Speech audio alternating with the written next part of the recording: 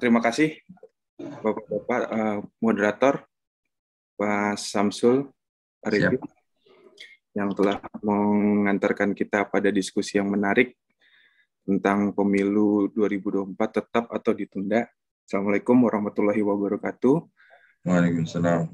Karena seharusnya nih saya pembicara terakhir, enak menjadi kesimpulan aja gitu ya dari Bapak-bapak dan senior yang sudah membicarakan mengenai teknis dan detail yang lebih lengkap. Tadi dari Pak Soleh berbicara mengenai sudut pandang HTN, pakar hukum, dengan legalitas yang menjelaskan kenapa sih harus ditunda, kenapa tidak harus ditunda.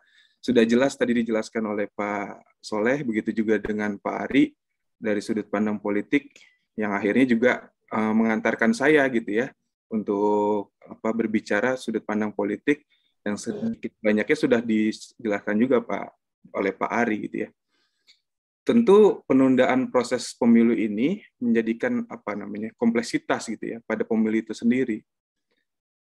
Dapat dijelaskan gitu dalam beberapa dimensinya. Pertama, kompleksitas dalam waktu atau tenggat waktu atau lini masa dalam kronologi si penundaan pemilu itu sendiri. Kita tahu kalau misalnya keterlambatan atau penundaan suatu kegiatan, ini akan mengganggu kegiatan lainnya atau pelaksanaan seluruh kegiatan selanjutnya gitu ya. Misalnya jika ada penundaan penundaan pemilu yang pada akhirnya akan menunda pendaftaran pemilih yang menyebabkan pencalonan partai politik atau kandidat dari politik lainnya itu menjadi besar gitu ya political cost-nya. Ini akan menjadi berat karena masing-masing partai politik akan mengeluarkan kos yang begitu besar yang tidak menjadikan keseimbangan pada partai politik lainnya gitu. Belum lagi adanya uji kelayakan atau kepatutan atau fit proper test oleh partai parpol terhadap calon yang akan diusung nantinya gitu. Ini menjadikan kompleksitas dalam penundaan si pemilu tersebut. Politik biaya tinggi ini mengakibatkan kompetensi yang tidak sehat dan tidak setara pada calon yang tidak memiliki banyak modal. Ini tentu akan mengancam dan bisa menurunkan kualitas demokrasi itu gitu ya. Kedua, terhadap adanya kompleksitas dalam lingkup geografis. Kegiatan yang dilaksanakan tentu akan ditunda. Kegiatan penundaan ini akan mengakibatkan dampak yang kompleks pada daerah yang minim informasi gitu ya. Karena ritmenya sudah ada 5 tahun proses pemilu, adanya proses penundaan di daerah-daerah pencil itu menjadikan kekurangan informasi. Pada akhirnya di daerah-daerah yang terpencil tersebut seharusnya memiliki rutinitas untuk pemilu, karena ada penundaan yang tidak informasi yang tidak jelas, mereka abai terhadap proses pemiluan tersebut. Pada akhirnya yang menjadikan peran ketiga, kompleksitas ketiga, partisipasi publik yang ada dalam pemilu tersebut akan mengurang. Kenapa berkurang? Karena anggapan mereka adanya sistem yang ingin berkuasa dari kalangan itu sendiri gitu ya. Mereka akhirnya jadi abai dan apatis terhadap proses pemilu yang ditunda tersebut gitu. Karena kompleksitas pemilu tersebut akhirnya menyebabkan ketidakstabilan politik. Yang kita ketahui, kestabilan politik itu terdiri dari sosial dan ekonomi. Pembangunan ekonomi itu berawal dari adanya kestabilan politik. Kalau di dalam satu negara tidak ada kestabilan politiknya, ujung-ujungnya akan menjadikan political chaos gitu ya. Di daerah tersebut akan menjadikan daerah yang rentan konflik gitu. Nah, tentu ini kita tidak inginkan di berbagai negara yang notabene ingin negara maju gitu ya, seperti di Indonesia sendiri. Konflik massal yang terjadi di daerah tidak serta-merta diawali adanya dari keendapan keinginan masyarakat gitu ya, kejenuhan politik yang ada di masyarakat sendiri.